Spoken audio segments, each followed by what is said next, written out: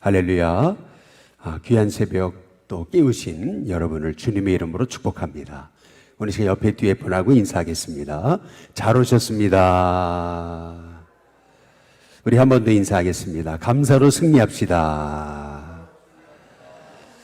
예, 우리 한 마지막으로 인사하겠습니다. 감사로 하루를 꽉 채웁시다. 우리 같이 인사하겠습니다. 어떤 사람에게 원하는 게 뭐냐라고 이렇게 물으면은 잘 대답을 못 한대요. 원하는 게 도대체 뭐냐고 그러면 머뭇머뭇거린다는 거죠. 그런데 힘든 일 얘기해봐라 그러면은 20분간을 그냥 막 쏟아낸대요. 사람이요, 뭘 생각하는지가 또 자기가 말하는지가 결국 그대로 되는 겁니다. 그런데 원하는 것은 말하지 못하고 힘든 일만 20-30분 동안 그냥 막 쏟아내니까 우리 인생이 자꾸 힘든 일만 생기는 거죠. 우리가 그래서 매일 감사해야 됩니다. 계속 감사하다 보면은 하나님이 그 감사하는 마음 속에 하나님의 은혜를 부어주시게 되어 있습니다. 그래서 여러분이 감사 훈련을 하고 감사 캠페인을 하는 것은 단순히 이렇게 교회 프로그램 행사가 아니고 저와 여러분이 사는 길입니다. 저와 여러분의 인생에서 오늘 하루를 감사로 꽉 채우시는 은혜가 있게 되시기를 주님의 이름으로 축복합니다. 함께 보신 말씀에 보시면은 제가 함께 보신 말씀 묵상하다가 깜짝 놀랐어요. 그게 뭐냐면은 우리 29절을 한번 보시면 이튿날 요한이 예수께서 자기에게 나아오심을 보고 이르되, 여기 보면 보고 본다라고 하는 말이 얼마나 많이 나오는지 모릅니다. 32절에도 한번 보시면은 요한이 또 증언하여 이르되 내가, 그 다음 뭐라고 나오죠? 봄에 이렇게 나오잖아요. 33절에도 중간 부분에 보시면 성령이 내려서 누구 위에 머무는 것을 그 다음 뭐죠? 보거든. 또 34절에 보면 내가 보고라고 나오잖아요. 또 36절에 예수께서 거니심을 그 다음 뭐죠? 보고. 또 38절에도 예수께서 그 따르는 것을 보시고. 너무 많이 나와가지고 이러다가는 설교를 못할 것 같아서 계속 보고 그러다가 51절에 또 보면은 하늘이 열리고 하나님의 사자들이 인자 위에 오르락내리락 하는 것을 그 다음 뭐죠? 보리라. 계속 본다라고 하는 말씀이 오늘 말씀에서 반복되고 있는 것을 볼 수가 있죠. 오늘 말씀이 강조하고 있는 것은 그것입니다. 보는 눈을 가진 자가 복이 있다는 겁니다. 저와 여러분에게 보는 눈이 있게 되시기를 주님의 이름으로 축복합니다. 보는 눈이 있어야 됩니다. 똑같은 일을 보는데도 이게 본질을 보는 눈이 있는 사람, 참 복된 인생이 되는 거죠. 그러면 그 보는 눈은 어떻게 갖는 것까? 실은요, 볼 마음이 있어야 보는 겁니다. 마음이 열려야 보게 되는 거죠. 보려고 하지 않으면은 볼 수가 없는 겁니다. 똑같이 같은 환경에서 같은 상황을 사는데도 보는 눈이 있는 사람은 보려고 하니까, 볼 마음이 있으니까, 그러니까 그렇구나, 이 일을 해야 되는 거구나, 이게 중요한 거구나, 보게 되는 거죠. 저와 여러분에게 보는 눈이 열리도록 볼 마음이 있는 하나님의 종들이 되시길 주님의 이름으로 축복합니다. 보려고 하면은 보여요. 근데 어떻게 보는 거냐면은 절박함을 갖고 보게 되면은 보입니다. 그래서 내 마음에 있는 간절함, 이 절박함은 하나님의 복이 되는 거죠. 하갈이요, 집에서 쫓겨났잖아요. 광야를 헤매다가 이제 죽을 지경이 됐어요. 그런데 그때 자기 곁에 샘이 있는 게 보이잖아요. 결국 그와 그의 아들이 사는 거 아니겠어요? 마찬가지로 저와 여러분의 인생에도 이런 간절함이 필요합니다. 간절함이 있을 때 하나님께서 저와 여러분의 눈을 여시는 은혜가 있게 될 줄로 믿습니다. 야곱은 형 에서의 그 미움을 피해가지고 그래서 도망치다가 베델에서 하나님의 사닥다리를 보는 거 아니겠어요? 저와 여러분에게 영적인 눈이 열려져서 하나님이 지금도 나와 함께 하시는구나. 그 사실이 보여지는, 봐야 될 것을 보는, 그 보는 눈이 열려지는 은혜가 있게 되시기를 주님의 이름으로 축복합니다. 마태복음, 말라기와 마태복음 사이에는 400년의 신구약 중간기가 있다 그러잖아요. 이 400년을 암흑기라고 그렇게 이제 말합니다. 어떤 예언도 어떤 말씀도 없던 그 시기가 신구약 중간기라고, 암흑기라고 이제 그렇게 얘기하는 거죠. 그 암흑기 기간 동안 수많은 사람이 살았을 겁니다. 400년이니까. 그러나 세례 요한처럼 하나님의 은혜를 갈망하면서 그렇게 간절히 하나님의 나라를 구했던 사람도 없는 거죠. 그가 간절하게 주님의 오심을 기다렸기 때문에 오늘 여기 29절에 예수께서 자기에게 나오심을 보고 그리고 얘기합니다. 보라, 세상 죄를 지고 가는 하나님의 어린 양이로다. 세례 요한 안에 하나님의 나라를 향한 간절함이 있었던 거예요. 그래서 예수님을 봤을 때 저분이야말로 세상 죄를 지고 가시는 하나님의 어린 양이시구나. 그것이 보여지게 된 거죠. 저와 여러분의 인생에도요, 구원을 향한 갈망이, 하나님 나라를 향한 갈망이, 이 시대가 아무리 어려워져도 하나님의 뜻이 이루어지는 갈망이 저와 여러분 가운데 있게 되시기를 주님의 이름으로 축복합니다. 여기 32절에도 요한이 또 증언했다 그러잖아요. 보냄받은 자로서 이 요한이 증언하는 그 사명을 감당하고 있는 건데요. 여기 32절에도 내가 보매라고 그렇게 말하잖아요. 성령이 비둘기같이 하늘로부터 내려와 예수님 위에 머물더라. 똑같은 것을 보는데도 이렇게 예수님 위에 성령이 머무는 것, 성령이 내려와서 임재하는 것, 그것을 볼 수 있는 눈이 있었던 사람, 이 사람은 정말 복 있는 자입니다. 저와 여러분에게도 영의 눈이 떠져서 하나님의 역사를 볼 수 있는 그런 하나님의 종들이 될 수 있게 되기를 주님의 이름으로 축복합니다. 그래서 34절에도 내가 보고 그가 하나님의 아들이심을 증언하였노라. 이제 그렇게 말씀하고 계시잖아요. 볼 눈이 있다는 거, 보는 눈이 있다는 거, 참 이건 복된 사람입니다.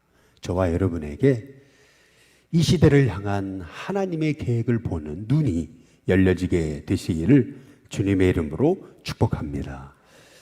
왜 눈이 열려져야 되는 거냐면요, 새 시대는 어떤 그 하나님의 새 역사든 꼭 징검다리 역할을 하는 사람이 필요한 겁니다. 우리 주님이 오시기 전에 이렇게 이 새 시대, 신약 시대를 열어가는 데 있어서 세례 요한이 징검다리 역할을 한 거거든요. 항상 어떤 일이든 이렇게 새 시대가 열려지려면은 징검다리 역할을 하는 사람이 필요한 거예요. 예를 들자면은 종교개혁이 일어날 때도 이렇게 중세 암흑기가 끝나고 새 시대가 열리는 데 있어서 하나님은 루터라는 인생을 사용하신 거죠. 항상 어떤 일이든 새 시대가 열려지려면 이 징검다리 역할을 하는 사람이 필요한 거예요. 그런데 그 징검다리 역할을 한 사람이 세례 요한인 거죠. 마찬가지예요. 이 시대가 계속 암흑으로 치닫는 것 같아도 아니에요. 하나님은 또 새 시대를 열어가세요. 근데 그 새 시대를 열어가는 데 있어서 필요한 인물이 있다는 거죠. 그 인물이 누구냐면 눈이 열린 사람이에요. 하나님의 계획과 역사를 보는 사람이라는 거죠. 그래서 오늘 여기 말씀에도 35절에 요한이 자기 제자 중 두 사람과 함께 섰다가 예수께서 건의심을 그 다음 뭐죠? 보고 하나님의 역사를 볼 수 있는 사람, 그 사람이 새 시대를 열어가는 그런 징검다리 역할을 하는, 하나님이 쓰시는 그러한 보냄받은 사람의 역할을 감당하게 이제 되는 거죠. 보라, 하나님의 어린 양이다. 이 세례 요한이 선포하잖아요. 그랬더니 37절에 두 제자가 그의 말을 듣고 예수님을 따릅니다. 사촌이 땅을 사면 배가 부되는데 요한에게 있었던 제자들이 다 이제 예수님께 몰려가거든요. 자기가 했던 말로 인해서 저분이야말로 세상 죄를 지고 가는 하나님의 어린 양이다. 그러니까요, 자기를 쫓았던 사람들이 다 예수님을 쫓아가는 거예요. 우르르 예수님께 몰려가는 거예요. 여러분, 사람이 그렇잖아요. 사람이 다 자기를 따르다가 좀 괜찮은 사람이 나오니까 그 사람 따라가면은 속상하잖아요. 그리고 마음이 서글프고 또 서운하고 또 이 세례 요한이라고 해서 질투가 없었겠습니까? 사람들이 자기를 따르다가 예수님을 따르는 거거든요. 그럼에도 불구하고 이 세례 요한에게는 사촌이 땅을 사면 배가 아프지 않았습니다. 그야말로 나로부터 해방된 사람이었던 거죠. 저분은 바로 세상 죄를 지고 가는 하나님의 어린 양이다. 그랬더니 자기를 따르던 두 제자가 다 예수님 쫓아가 버려요. 그럼에도 불구하고 그는 예수님을 경쟁 상대로 보지 않습니다. 이 세례 요한이야말로 정말 자기로부터 해방돼서 자신을 통해 하나님의 뜻이 이루어지기를 원했던 사람인 거죠. 사실 다 거기서 문제가 생기는 거 아니겠어요? 사람들이 다 나를 인정해주고 쫓았는데 새로운 인물이 나오거든요. 그러니까 그 새로운 인물에게 막 몰려가니까 내 마음이 상처가 되잖아요. 나를 안 알아주고. 근데 저 사람 막 쫓아가고 막 이러면은 사람이 마음에 분노가 일어나고 이러는 거잖아요. 그러면서 그 분노 때문에 그 사람을 막 비난하고 헐뜯고 하게 되는 건데 세례 요한은 아니에요. 끊임없이 예수님이 높아지는 것, 그것이 이 세례 요한의 삶의 목적이 됐어요. 마찬가지로 저와 여러분의 인생에도 이러한 세례 요한 같은 나 자신이 아니라 예수님을 진짜 높일 수 있는 그러한 인생으로 사시기를 주님의 이름으로 축복합니다. 오늘 여기 말씀에 보시면은 이제 드디어 세례 요한 때문에 안드레가 예수님을 만나고 이분이 그리스도시구나 라고 하는 것을 깨달은 순간 이 안드레가 했던 일이 뭐냐면 41절에 그가 먼저 자기의 형제 시몬을 그 다음 어떻게 했어요? 찾았어요. 찾았다. 이게 성경에서 오늘 강조하고 있는 겁니다. 아니 자기 형제를 뭐하러 찾아요?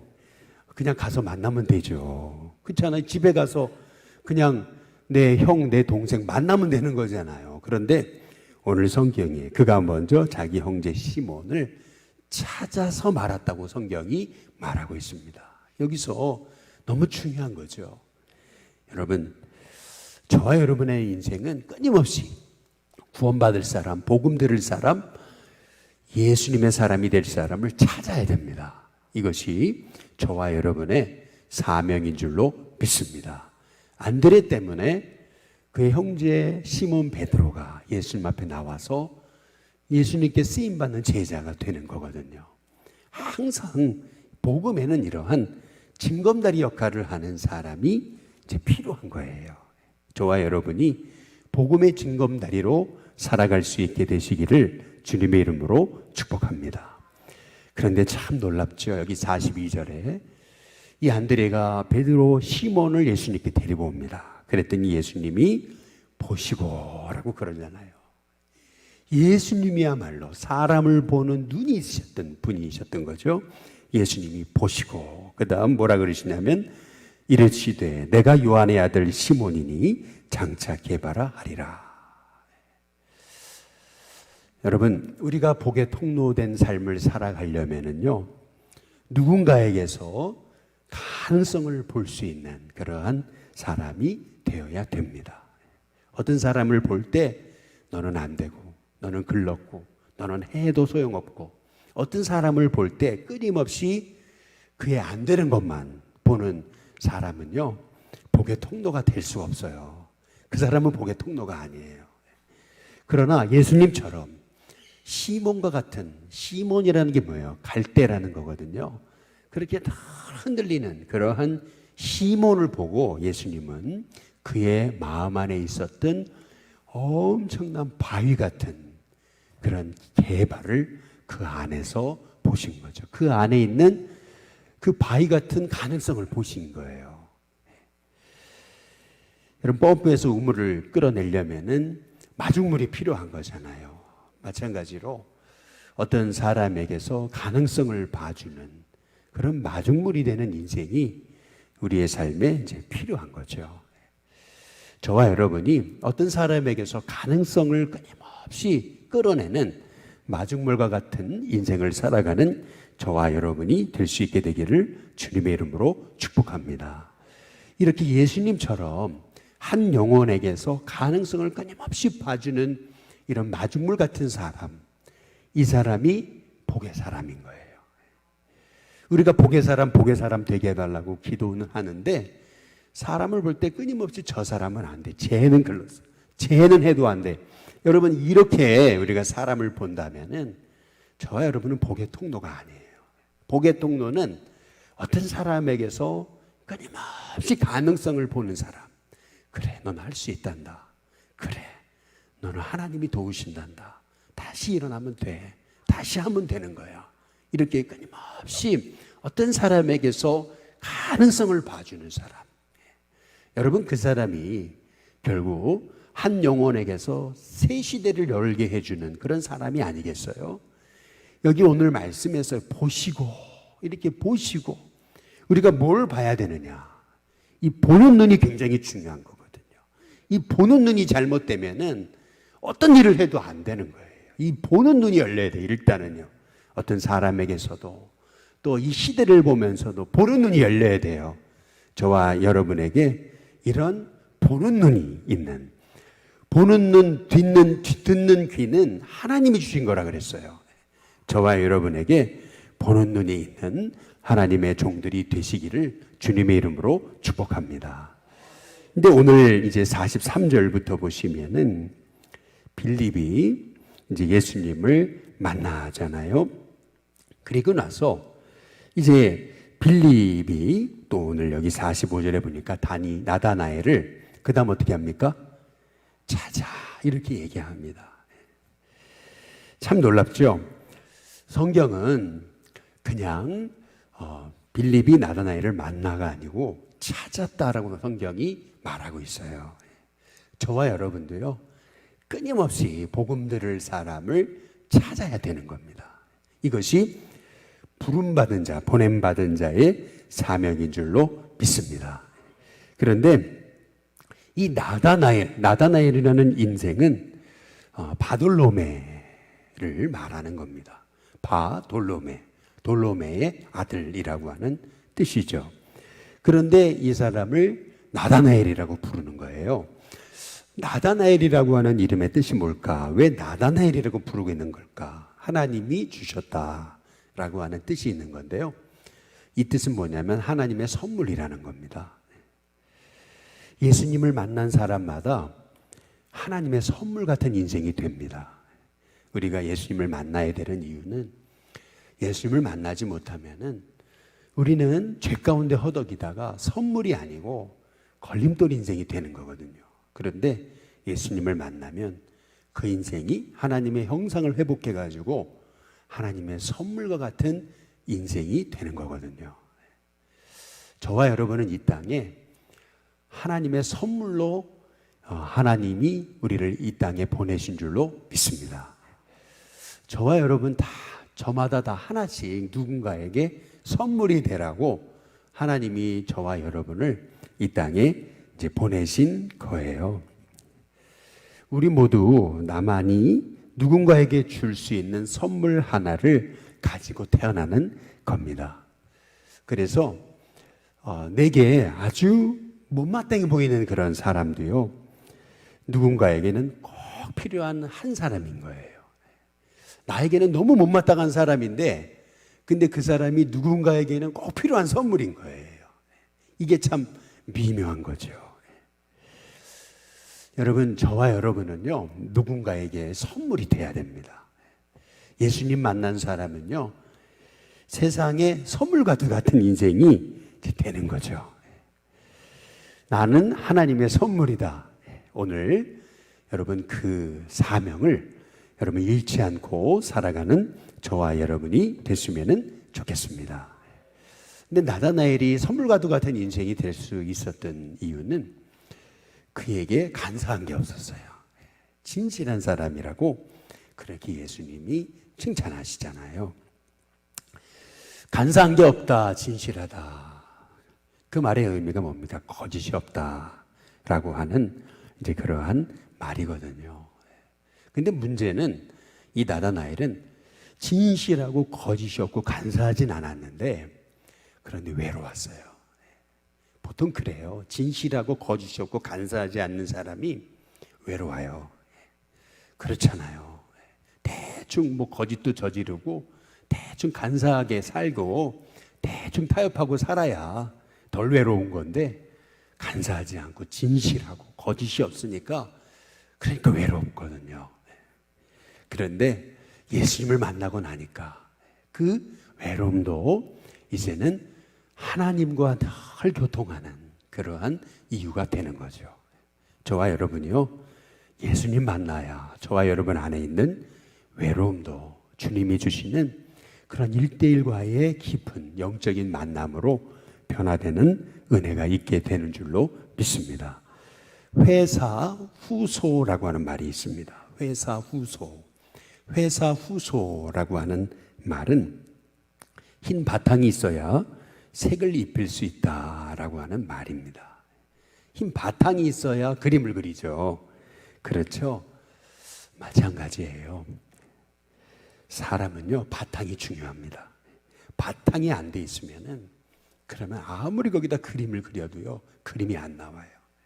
그림이 뭐 바탕이 시커먼데 거기다가 아무리 그림을 그려봤자 그림이 나오나요? 바탕이 중요한 겁니다. 사람은요. 그 바탕은 어떻게 생기는 거냐면 진실함인 거죠. 그 바탕은 어떻게 생기는 거냐면, 늘 원망하는 바탕이 있는 사람에게 하나님 역사는 이루어지지 않아요. 그래서 우리가 왜 40일 특세를 하는 거예요? 왜 이 감사의 삶을 실천하는 겁니까? 내 바탕이 바로 되는 거예요. 감사하고 힘들어도 감사하고, 서러워도 감사하고, 어려운 일이 생겨도 감사하고, 뜻대로 안 돼도 감사하고, 내 바탕이 하나님이 일하시는 바탕이 되는 거잖아요. 그러면 그 다음에는 하나님이 마음껏 저와 여러분의 인생에 새 역사를 써내려가는 거예요. 그 바탕이 되어 있는 사람에게 하나님께서 오늘 말씀에서 뭐라 그러죠? 내가 너를 무화과 나무 아래에서 보았다 함으로 믿느냐? 이보다 더 큰 일을 보리라. 그렇죠? 진실로 너희에게 이르노니 하늘이 열리고 하나님의 사자들이 인자 위에 오르락 내리락 하는 것을 보리라. 여러분, 저와 여러분의 마음에 이제는 정말 하나님을 바라보는 그러한 정말 그런 바탕이 정말 주님을 향한 깨끗한 마음으로, 감사하는 마음으로, 열려진 마음으로 주님을 볼 수 있는 그러한 눈이 열려지게 되시기를 주님의 이름으로 축복합니다. 이번 사순절 우리 감사의 삶을 실천하면서 내 바탕이 원망이 아니고, 내 바탕이 불평이 아니고, 내 바탕이 하나님이 일하시기에 딱 좋은, 내가 너의 그 마음의 바탕 위에 내가 새 시대, 새 역사, 새 일을 써내려갈게. 그러한 하나님의 일이 시작되는 은혜를 허락해 주실 줄로 믿습니다. 오늘 시간 같이 우리 찬송 부르기를 원하는데요. 너의 하나님 여호와가 너의 가운데 계시니. 우리 옛날에 많이 불렀던 찬양이신데요. 이 말씀이 저와 여러분을 향한 주님의 말씀입니다. 오늘 이 말씀을 생각하시면서 우리가 원망하고 또 낙심하고 절망할 필요가 없습니다. 그 이유는 나의 하나님, 나의 여호와께서 늘 나의 가운데 계시니까, 우리 주님이 나를 향하여 기쁨을 이기지 못하도록 나를 사랑하시니까 우리가 그 사랑에 힘입어서 오늘도 내 삶의 순간순간을 감사와 은혜와 찬송으로 채우게 하옵소서. 오늘 이 찬양 부르면서 우리 주님의 사랑을 다시